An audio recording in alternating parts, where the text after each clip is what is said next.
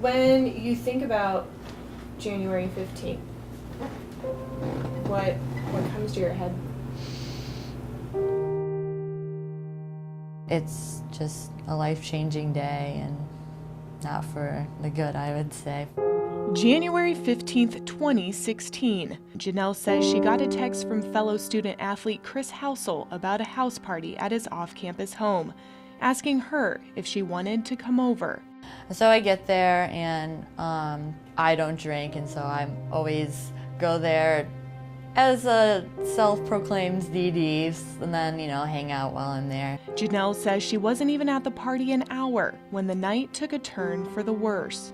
He took air freshener and he was trying to light that on fire, and I told him stop it, you're an idiot, you're gonna catch the house on fire basically. But Housel didn't stop. He was walking towards me and he had a candle, kind of like this big, a lit candle in his hand, and he was down to his side. I guess he was carrying the bottle of Everclear. The next thing I know, he poured it onto the candle and I was on fire. That's all I remember. She says she heard people screaming, "Stop, drop, and roll." Her clothing engulfed in flames until a friend stepped in and ripped her shirt off to help, while others used a blanket to put out the fire. I felt like my body just kind of not necessarily melting away, but kind of just feeling everything closing in, and I just felt like I was being suffocated. So I was conscious the entire time. I remember trying to scream and not being able to. Janelle was taken by ambulance to the burn unit at Mercy St. Vincent.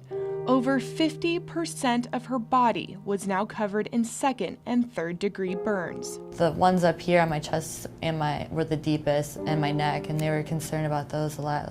They said that if I probably would have burned for seconds longer, I would have died. But it wasn't until she was home from the hospital, trying to resume everyday life, that the reality of what happened really sank in.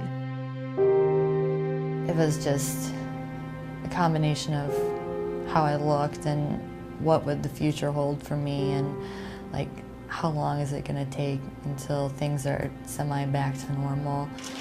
Chris Housel was sentenced to 4 months in jail and community service in a burn unit. And while he will be out of jail in a few months, Janelle will live with these scars for the rest of her life. I'm not him. I don't know what his thoughts are. I'm hoping that it will affect him just as long as it has and will me.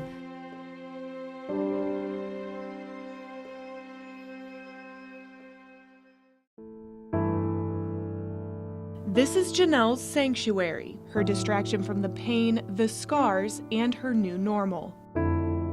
Things are bad, but I try not to let that consume me while I'm running, because that's a one outlet that, I have to not have to worry about it or think about it all the time. Where do you find strength? In the future. I looking into the future. I try and think of, okay, a year from now it's gonna be this better. So I live in the present, but I also live in the future. While January 15th, 2016 will forever be a life-changing day for Janelle, it's not stopping her from trying to get back to life as she once knew it. I remember when the doctor gave me the okay to start running, he was like, I think the main thing you need to do is go run. It made me happy. I went home that day and I just jogged around my yard as long as I could. Jogging around the yard turned into running around the neighborhood, which led to local festival runs and then finally competing again for the Rockets. The hardest part, I think, was trying to get back to do normal stuff, and having to deal with some of the limitations I had.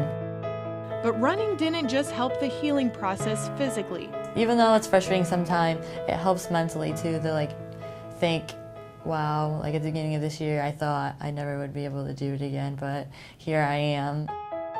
My coach has to constantly remind me, like, it's a blessing that you're even out here, like, being able to do this. And for her teammates who've been by her side since the incident, Janelle's an inspiration.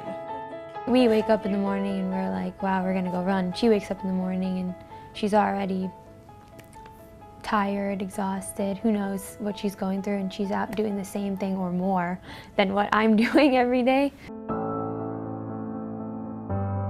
But running is just one part of her getting her life back. Janelle is also working on getting her degree in physical therapy. Life's gonna be different now, and it's not gonna be the same, and I have to try and accept that and hope that in the upcoming years it'll get better, and like I'll be able to not necessarily move on, because I don't think I ever will be able to, but just, you know, accept to learn how to live my life the way I am now. While Janelle's road to recovery is still in the early stages, as the slogan that's been used to help raise money for Janelle says, she believed she could, so she did. You can't put limits on yourself. If something bad happens, you can't always dwell on it forever. Like, of course, you have your right to be frustrated or angry, but like, it gives you an opportunity, new opportunity to like inspire other people. That's what I try and do, is try to just like make the most out of what I can do.